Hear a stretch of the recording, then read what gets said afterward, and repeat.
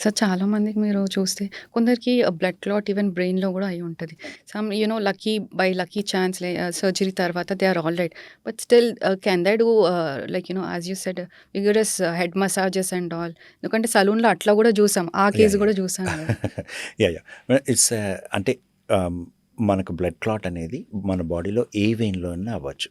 Cerebral vein thrombosis అనేది కూడా చాలా జరుగుతూ ఉంటాయి. ఎస్పెషల్లీ ప్రెగ్నెన్సీ టైంలో కానీ, ఈ పిల్స్ వల్ల అయ్యే అవకాశాలు ఉంటాయి.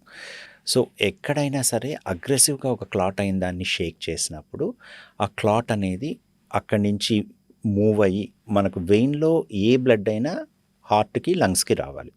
సో, మన బాడీలో ఏ వెయిన్‌లో బ్లడ్ క్లాట్ అయినా కూడా అల్టిమేట్‌గా అక్కడి నుంచి క్లాట్ మూవ్ అయితే రీచ్ అవ్వాల్సింది హార్ట్‌కి, లంగ్‌కే.